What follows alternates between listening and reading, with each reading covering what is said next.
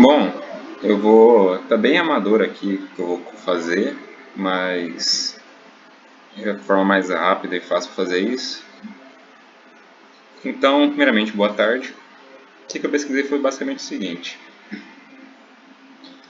a memória e o aprendizado, elas são duas coisas que se interligam, sendo que o aprendizado é basicamente quando você adquire um novo conhecimento, e a memória já é um processo mais amplo, que é de adquirir, armazenar, que cria via neurais de informações e evoca memórias. Segundo Kendall, que é um livro de neurociência, ele fala que a gente guarda informações de diversos lugares, porque antes eles achavam que tinha só um lugar de guardar memória. E o Kendall fala que não, que tem vários lugares. Então, o que é importante da gente ver? Essa parte aqui é a que é mais legal, assim, basicamente. Quando a memória de curto prazo, que é quando você aprende na hora, ela vira uma de longo prazo, que é justamente isso daqui que é basicamente a gente pega na prática e tal. Tipo, você precisa de quatro parâmetros para o seu cérebro entender que aquela informação de curto prazo ela é relevante para virar de longo prazo. Que é, se ela tiver relevância para o seu cérebro, se ela for repetidamente, e se ela ficar se repetindo, se você vê ela mais de uma vez, se ela tiver um grau emocional forte, que é onde a gente vai tocar, e dependendo do estado emocional do indivíduo. Basicamente é o seguinte, quanto mais vezes você vê uma informação, mais seu cérebro entende que ela é importante para você. Você não guarda um telefone uma vez que você usa ele, guarda ele para sempre na sua vida, se ele não tiver uma importância. Então o que acontece? Quando você precisa de uma informação e você ficar revisando essa informação, o seu cérebro entende como ela sendo uma informação importante e grava na memória de longo prazo. O que, o que eu acho legal a gente colocar lá na hora? Eu vejo nisso que não é só igual a ser com um grau emocional bom que a gente tem que focar. Quando a gente gosta de alguma coisa, a gente vai estudar alguma coisa que a gente gosta, a gente vai ter uma relevância para o nosso cérebro, porque a gente vai ter um sistema de recompensa, certo? E você vai ter prazer em estudar aquilo. E se você tem prazer em estudar aquilo, as vias na serotonina, de prazer e tal, você vai ver aquilo várias vezes. É igual, não precisa pensar em alguma coisa, algum assunto de faculdade, algum estudo, assim, quando você gosta de estudar alguma coisa. Pensa em alguma coisa que você gosta de fazer. Por exemplo, você gosta de tal série. Eu gosto de Dr. House, por exemplo. Eu já vi elas várias vezes. Eu gosto de uma música, sei lá, Dear God. Eu ouço elas várias vezes e isso grava na minha cabeça, porque como eu gosto, isso me dá uma recompensa do cérebro. Se me dá uma recompensa no cérebro, eu vou ver aquilo repetidamente. E se eu vejo aquilo repetidamente, aquilo grava maior no meu corpo. Então não é só por aquela C ali, que é informação com grau emocional também. A gente vai ver uma via mais à frente, mas como você gosta daquilo, você sente um prazer, aquilo vai ter uma relevância para o seu cérebro e você vai ver isso repetidamente. Memória, eu gosto de pensar, pelo que eu vi aí, pouco que eu vi, ela é como se fosse aquele ditado: água mole, pedra dura, tanto bate até que fura. Tanto você vê alguma coisa, tanto você precisar daquela informação, ela vira memória no seu corpo, você armazena, você cria vias neurais.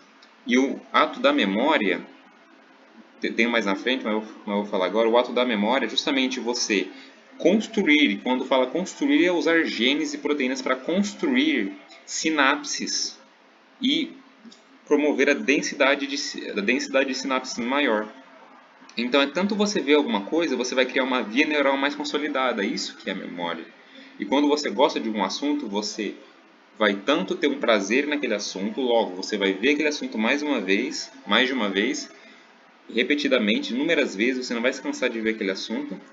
Pode ser mesmo um jogo, você não vai cansar de ver um jogo, uma coisa, e você vai ter aquilo com um grau emocional e você não vai estar estressado vendo aquela informação que você vai guardar. Você vai cumprir esses 4 pontos. E o estado emocional do indivíduo ele altera porque se você tem um estado de estresse, por exemplo, a construção de vias neurais novas ela se rompe. Mas já vou chegar nisso. A memória de longo prazo, o que importa para a gente é a memória explícita, que é a memória consciente, que você precisa pensar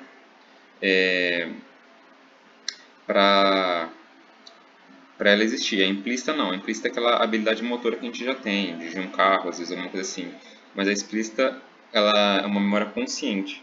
Principalmente nessa parte nossa episódica, né? Que é experiência de vida, enfim.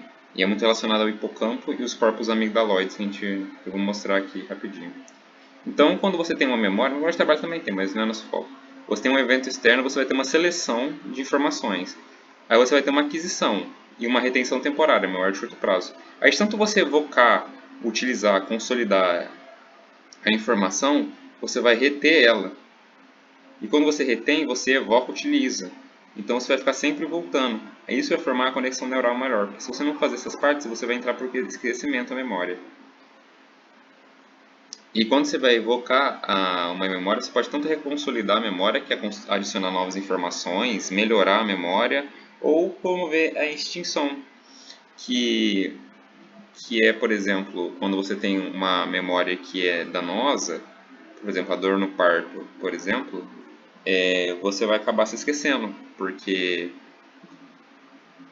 essa parte da extinção, ela é tanto para diminuir muito a sua euforia de eu gosto muito disso, e também diminuir a parte ruim, dar uma depressão, esses negócios tudo. Então, essa condição de haver uma memória, ela é o neurônio que produz realmente proteínas e a origem de novos terminais sinápticos. E essas quantidades de via, estimulação, neutralização e produção de novas proteínas basicamente a gente chama de processo de memória, que é aquele ditado, água mole, pedra dura, tanto bate até que fura. E quando está o que você falta, mas dá para entender. Então, quando você pega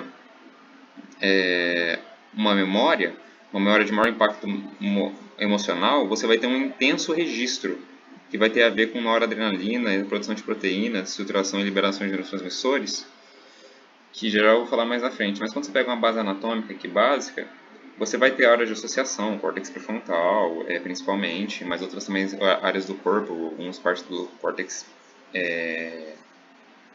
temporal, por exemplo, são áreas associativas, que a memória não está relacionada só a uma parte do cérebro, né? Elas são de várias. Aí ele vai ter uma região com córtex para-hipocampal, que vai vir aqui para o córtex entorrinal, que é onde chega também a parte do bulbo olfatório, que a gente comentei no outro tutorial. E vai ter toda essa caminhada de giro denteado, via fibras musgosas, né, CA3, CA1, que são áreas do hipocampo.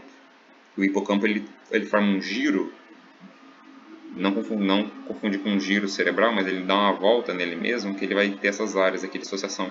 E essa área aqui da CA1 ela é muito importante, porque ela é basicamente onde chega as memórias de curto prazo, então se você tem uma lesão nela, quem deu fala, é difícil você construir memórias de longo prazo. Então toda essa caminhada ela vai passando para produzir a memória, depois vai voltar e até a área de associação para gravar de novo a memória. Esse retorno para gravar as memórias ele é lento, para não afetar a memória que você já tem. Então a memória que você já tem nas associativas ela vai ser adicionada com a memória nova e vai ser mais lento o processo. E é isso. Aí, aqui essa parte mais legalzinha aqui. Quando você pega no hipocampo, a região CA1, ela está relacionada à cognição e aprendizado. Os corpos amigdaloides, relacionados ao medo, aquela parte da emoção, que eu falei lá nos grupos de papéis, por exemplo, que tem uma intensa conexão com o CA1. E o núcleo do locus cerebeus é onde recebe a nora, tem uns receptores de noradrenalina, que é a modulação da plasticidade sináptica. O que acontece?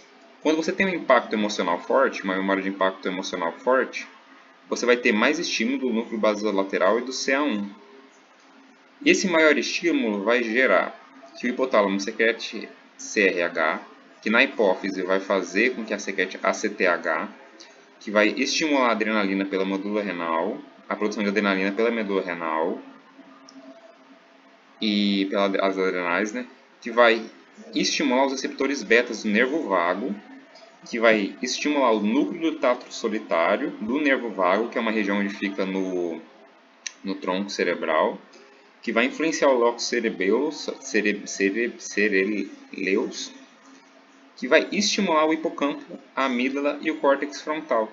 Então, olha só que interessante, quando você tem um impacto emocional forte, tanto positivo ou negativo, memória de impacto forte, você tem toda essa cascata de estímulos. E o que vai acontecer? Quanto mais estímulos você tem, uma sinapse mais constante você promove e uma memória mais duradoura você tem. Então, quando você tem um impacto emocional forte, tem toda essa estimulação. Você pode pensar, mas e se a memória for ruim? Também, mesma coisa, vai estimular a adrenalina. Da mesma maneira. Ah, e se eu não gostar de um assunto? Aí já é outra parte. Se você não gostar de um assunto, você vai ter um pouco de estresse envolvido naquele assunto. Você não vai ver o assunto tantas vezes, porque você não vai gostar dele. Não vai ter um sistema de recompensa. E quando você tem estresse, essa modulação, essa quantidade de estímulos que vão modular a plasticidade sináptica, ela não vai existir, porque o estresse ele prejudica elas.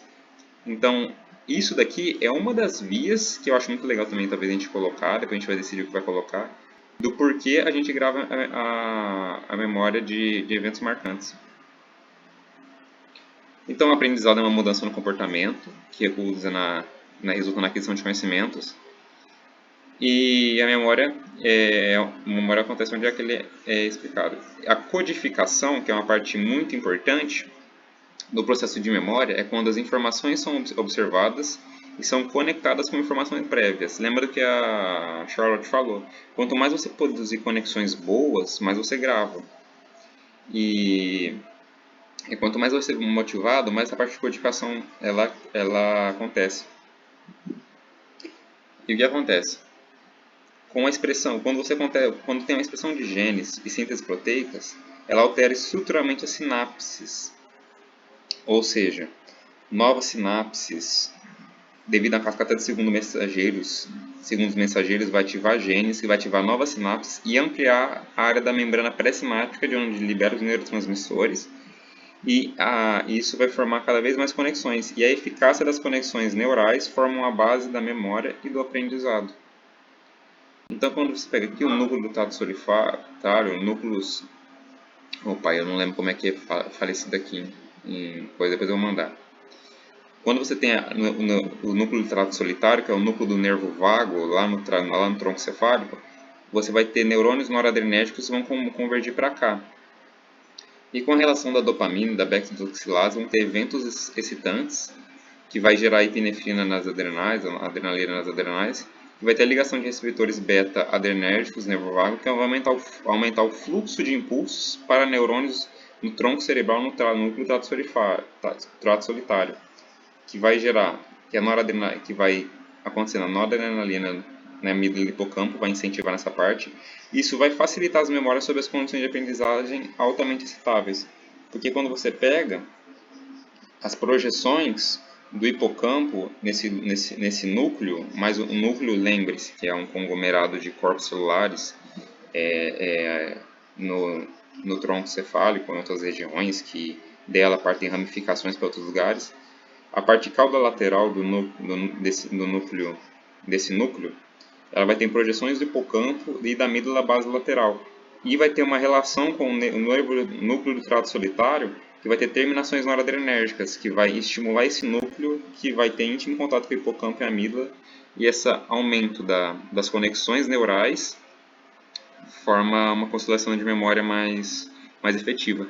Então é basicamente pensar que a memória ela é água mole, pedra dura, tanto bate até que fura. Eu acho até legal colocar essa frase. Porque é tanto que você bate, tanto que você revê, tanto que você tem um sistema de recompensa e está com uma mente boa, aí que ela vai se consolidando, aí que você aprende. E por isso que a gente aprende uma coisa que a gente gosta mais facilmente.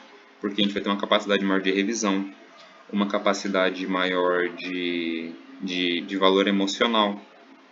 E você vai sentir, e você vai ter a memória vai ser relevante para o seu cérebro, porque vai ter um impacto de um feedback positivo, digamos assim, de recompensa.